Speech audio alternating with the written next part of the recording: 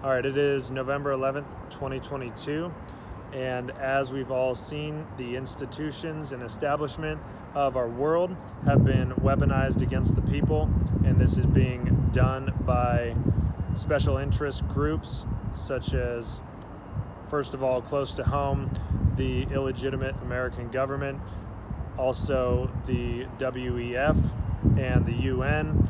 If you don't know who those are, you can search them. And they've utilized the institutions and the corporate world to wage war against Americans. It really came to light to a lot of the public in 2020 when they usurped the will of the people to choose their own elected officials through the voting process, and that is the very foundation of what the United States government was founded upon, that the elected officials would be chosen by us, the people, essentially allowing for us to govern ourselves. The Constitution and the truths found in the Declaration of Independence are great foundations for a nation, but right now they've been wielded by forces that aren't of our own, domestic enemies and foreign enemies. Now, one of the solutions we have moving forward is to separate from the establishment collectively and independently and rebuild new systems using an understanding of God and the Constitution and the truths of the Declaration of Independence to begin to rebuild before they begin to bring in more and more catastrophe and more surveillance and more violations of our rights. So I'm going to go through 10 foundational attributes of freedom. The first one is self-sufficiency. To be able to have our own resources independently of the controlled institutions, the controlled businesses and corporations. So if we're able to produce our own food and be able to have our essential needs met apart from their grid, and that doesn't mean living off the grid like some sort of hunter-gatherer or something like that, but it means to begin to build new businesses and create our own resources with whatever capability that we have and start to turn away from reliance upon corporate America for our essential needs. So self-sufficiency. Second is economy. They're wanting to bring in a digital ID and a centralized currency. Right now there's massive inflation with the dollar that's predicted to get worse. Now if we the people create our own currency that's backed by gold and silver, and masses of us do that, then we can really set up a new system of economy that we can use amongst one another as the populace, as the people in society who don't want to opt into their digital slavery, mark of the beast system that they're bringing in. Third is freedom of speech. That's totally under attack through online censorship right now. For us to unite as a people and to be in one accord and to move forward as a nation that's set apart from this corrupt establishment, we're going to need the ability to communicate amongst one another without interference. Back when the original revolution took place, they had the postal service, and maybe we can use some sort of communication that way if things get really bad and we need some last resort method to communicate amongst one another. We can definitely use the traditional way of writing letters and things like that, but eventually it would be good to have more people who are technologically knowledgeable to create some form of communication. We already have Gab, we have Rumble, we have these other social media platforms, but then again, it does rely on the internet. So that's something that we can be looking into as the people. Fourth is to have morals. The founders believed that the Constitution would only work with a moral and a religious people. And the First Amendment does protect freedom of religion It also protects freedom from the establishment of a religion. So it's not religion that's forced on us by government, but to be free, one of the principles is to be morally virtuous, or else we are slaves to sin and immorality. And true understanding of who God is in relationship with God and the freedom to practice our faith leads to real substantial freedom and morals within society. Number 5 is our natural rights. We inherently have natural rights that the founders understood and that are evident if we look around at the world that we live in and we look at human beings by nature.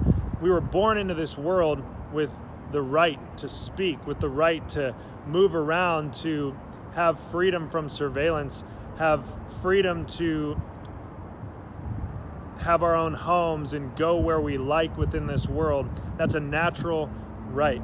And there's a lot of natural rights. It's a big discussion, but that is one of the principles of freedom, is to embody our natural rights and to not let any outside force strip us of those natural rights. For instance, the right to choose what goes into our body. With the recent lawless mandates, that was a violation of our body's natural rights. And every person from the moment of conception has a right to bodily autonomy, a right to choose and govern their own bodies and what goes within their bodies. Number 6 is industry, to have businesses that are free from corporate ownership, and small businesses, local businesses, businesses where the employees are treated with respect. So if you're a business owner, you can manage that business in a righteous way where you respect the constitutional rights and freedoms of your employees and your customers without requiring them to put something on their face or put something in their body to give them service. Or if you work for a business that is violating your natural rights, let's collectively and independently, not corporately, collectively and independently detach from those institutions that are violating our natural rights. And we, the people, have tremendous power. If we are doing that across this country, there will be unity and freedom. And we can create local businesses and small businesses and do business amongst one another so that we are a self-sustainable nation within this ungodly nation that is now hijacked by corrupt politicians and bureaucrats. 7 is to have education, to have understanding about what our freedoms are, where they come from, and how to live as a free people and to carry freedom on to the next generation. So that's education of our rights and what the Constitution is and what the Declaration of Independence was outlining. 8 is the right to property. We have a right to own our own property that's not owned and controlled by the government or owned and controlled by businesses. That's part of our human nature. We have the right to obtain property and to determine what happens with our own property. All these rules and regulations about owning housing and all the fees, all that goes against the natural design and really the design for the country to begin with. We have a right to own our own property. 9 is family. Having strong families and the freedom to raise our own children and have families that are living harmoniously with one another and separate from a government leads to a strong society. So one of the tactics of this globalist agenda is to break down the family, to use Hollywood, the entertainment industry, to promote dysfunctional families and provide financial provision to families that are broken up, like child support, things like that. That's wrong. We, the people, should be encouraging strong, healthy families where husbands and wives respect one another, where children obey their parents, and where parents raise their children up in moral ways, to have a good view of the world. That leads to a strong society that has an effect on the future and the stability of a nation, so family. And 10 is government. And I'm going to read from the preamble of the Constitution, where it describes what government was for. It says, "We, the people of the United States, in order to form a more perfect union, establish justice, ensure domestic tranquility, provide for the common defense, promote the general welfare, and secure the blessings of liberty to ourselves and our posterity, do ordain and establish this Constitution for the United States of America."